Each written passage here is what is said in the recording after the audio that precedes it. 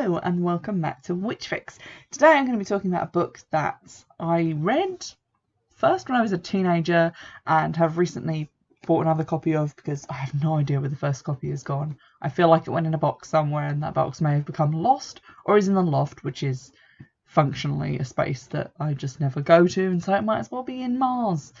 In Mars, you heard me correctly. This is a book by Theresa Tomlinson. It's called The Forest Wife Trilogy. It was originally released as 3 separate books, I believe, but my original copy that I bought when I was a teenager was in one copy, and so I've repurchased it as one just because it made financial sense. But originally I think it was published as The Green Lady, Child of the May, and The Path of the She-Wolf. And you can buy those books separately, or I think mass market paperback as The Forest Wife Trilogy, which is just cheaper. The Forest Wife Trilogy is sort of a female focused retelling of the Robin Hood myth, in that a lot of it takes place in and around Sherwood Forest and features characters who you might know from any adaptation of Robin Hood that you've seen. Namely, Will Scarlet is featured in like one scene, but also John of Hathersage, Little John, Friar Tuck, who is Father James in this, but who is a rotund friar with a big stick who goes around beating people up, and various other characters who come in and out. Specifically, Maid Marian, who is the focal character in the first book of the trilogy, The Green Lady, and who features very prominently in Child of the May and The Path of the She-Wolf. It's been so long since I read this for the first time that I honestly don't remember why I picked it up, because I bought this with my own money from a bookshop, which is quite unusual. I didn't used to buy a lot of books, new when I was a teenager because I didn't have a lot of money. Although having said that, this is like a nearly 500-page book and it only cost $5.99. So clearly this was like the halcyon days of yore where these kind of books didn't cost you like £9 fucking quid. So that was pretty exciting. But I picked it up and I remember enjoying it intensely, and that there were some witchy elements in it, so I repurchased it to review for the podcast. And I'm just going to tell you a little bit about the basic storyline without giving too much away. I am going to, however, give trigger warnings because, like quite a lot of the books that I review that are set in like historical periods, mentions are made to sexual assault and child abuse, child neglect, things like that, which were sadly quite commonplace in less enlightened time periods and are still quite commonplace now. So although none of it is very graphic, if that is going to trigger you if it's mentioned, bear that in mind. Maybe give this one a miss. So the first book in the series, The Green Lady, starts with Mary de Holt, a young girl. She's 15. She's being raised by her uncle because her mother is dead in childbirth, and he has decided to marry her off to a wealthy guy who is quite a lot older than her. Mary decides she's having none of this, and so without taking time to prepare literally anything except taking a loaf of bread from the kitchen, she leaves the house and runs into the woods, intent to never see her family again and just go her own way. Fortunately, because she is ill-equipped to survive in the wild, let's just say that, her wet nurse turned lady's maid Agnes, who's raised her from when she was a baby, catches up with her and tells her that she was actually planning an escape for the two of them, and she's actually brought along quite a lot of provisions. Mary doesn't really know where they're going to go, what they're going to do, but Agnes leads them straight to a mysterious little cottage in a clearing hidden deep in the wilds of the forest, which is where the Forest Wife lives. And Mary is quite afraid at first because the Forest Wife is, according to local legend, a fearsome witch, best avoided and sought out only by the very desperate. But a core idea that is at the heart of the book is that the Forest Wife is just a woman who lives in this particular hut and who helps anyone who comes to her door, whether it be with herbal healing and sort of rudimentary first aid, to other things like feeding the hungry in times of famine, and even to dealing out punishment or protecting those who cannot protect themselves. In the first book, Agnes takes over as the Forest Wife because they discover that the previous Forest Wife has passed away and the cottage needs a new tenant. And Mary de Holt becomes Marian and assists Agnes in her role as the Green Lady, going about the woods with her bow and arrow and sorting right from wrong. And in the course of this, she meets Agnes's son, who is called Robin, and you can kind of probably see where that's going. The whole of book 1 is focused on Marion and her story and her and Robin's relationship. Book 2 introduces a new character called Magda as the sort of central protagonist.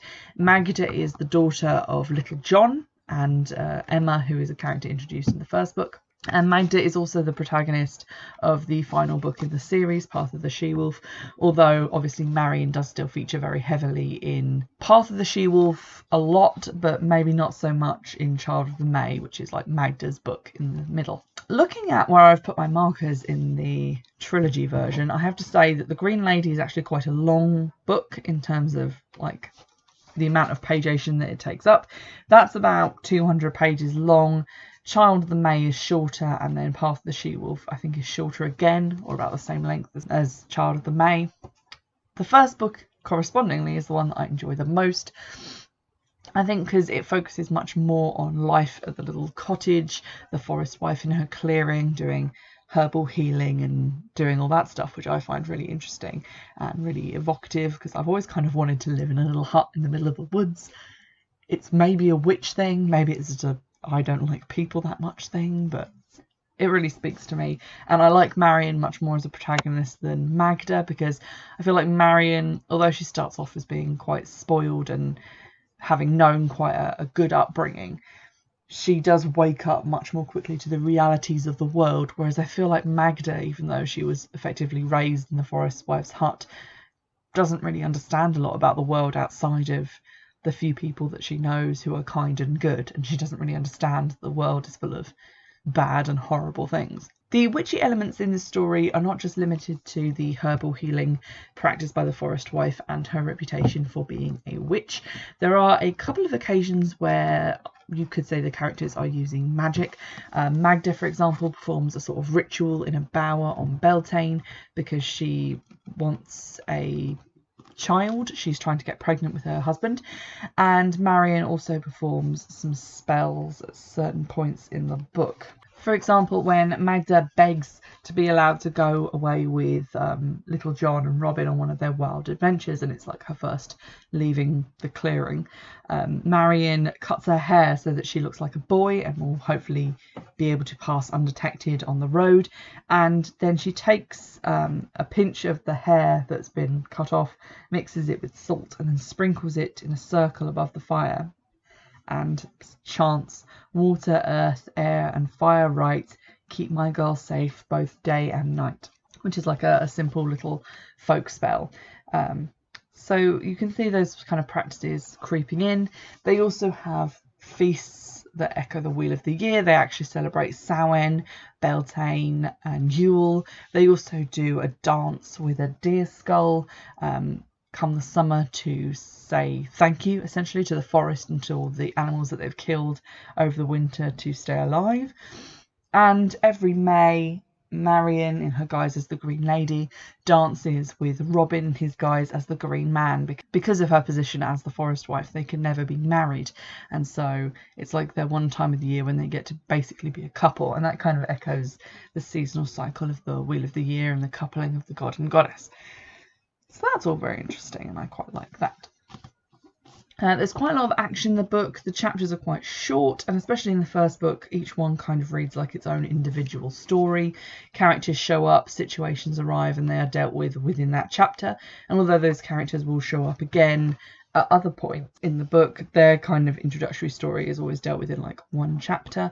You'll get introduced to some nuns who are recurring characters, the charcoal burner's daughter, who is Magda's mother later on in the books. There's also quite a lot of action. Various people at different times are kidnapped or arrested, set to be hanged. There's quite a thrilling instalment where some women are bricked up in their house and left to starve to death. So some of the good folk from the Forest Wife's clearing break in with food and then wall themselves up inside as if withstanding a siege. And throughout it all, there's this undercurrent of the people kind of waiting for the king to come back and do something. At first they're waiting for King Richard, and then they're waiting for King John to do something good, or for barons to stand up to him and try and stand up for their rights as common people. And they're continually kind of thwarted and disappointed by the politicians who use them for their own gains and then cast them aside when they have what they want. And I think that's quite relevant to a lot of people today, and therefore will probably make this book resonate with you if you're planning to read it nowadays. In terms of actual witchiness payoff, it's quite a gentle theme running through the book. The threads are definitely there to pick up on if you're reading it and you obviously practiced Wicca or any other like nature-based path. You'll probably find things in there that speak to you. But the majority of the book is definitely focused on that Robin Hood myth and on, you know, robbing from the rich and giving to the poor and all the survival things that go into living that life on the edge of lawlessness, which is quite a thrilling tale in and of itself. What I found quite interesting was at the back there's like a bit written by the author about basically what inspired her to write the book, and she says, a very different aspect came into question. In 1846, Thomas Wright put forward a theory that there was never a real Robin Hood, but that the stories represented a pre-Christian nature spirit and the human desire to be one with nature. Some writers have seen Robin Hood as a representation of the Green Man, an archetypal figure depicted in ancient carvings with the face surrounded by leaves and vegetation. Ancient Green Woman carvings do exist, and they seem to me to be the female equivalent of this ancient archetype. I discovered that others were thinking along the same lines. And then she mentions another book that you can read. Though I saw Marion and Robert very much as real people, I felt that this theme could add something of a magical atmosphere to the story. I quite like that.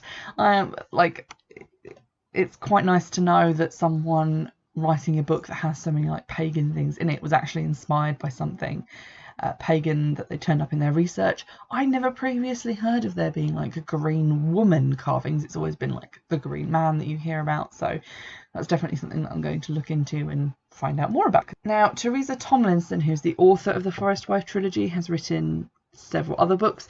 This one is for, like, I would say young adults, maybe older young adults, if that makes any sense whatsoever, sort of like the 15-year-old mark. But she has written various other books that all seem to have kind of a historical woman-centric bent, like Troy and the Women Warriors, and there's some other things about sort of Saxon age history and mythology and things like that, which is quite exciting. So I might give those a read, although they don't seem to have the same kind of pagan leanings as this book.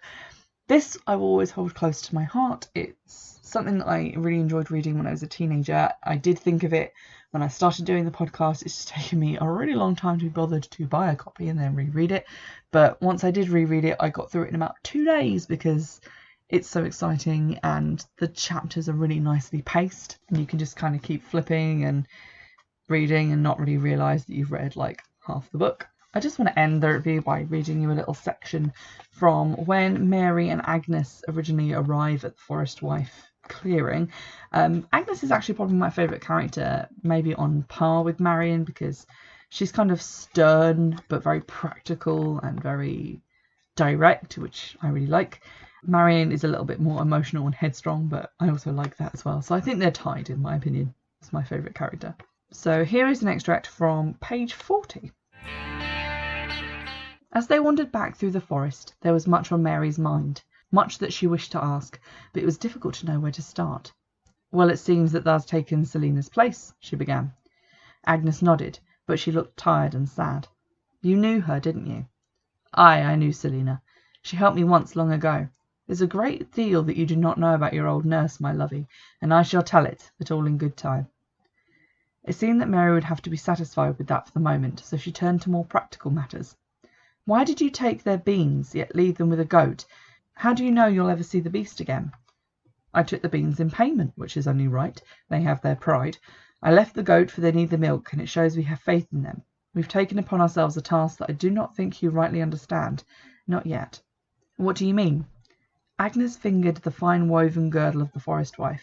It was a beautiful thing, not like a wealthy lady's ornament, but intricately woven and rich with the forest dyes of madder, blackberry, sorrel, and marigold. It was edged with finely plaited leather and fastened with a heavy metal clasp. She sighed. It is an ancient and sacred pact, an agreement between the forest folk. It will bring us safety, for none will know or even ask our names. The Forest Wife may keep her mysteries. They will protect us. There is our part of the bargain to be kept, always to be there, always to answer to those in need. It will be our refuge, but believe me, it will be hard work.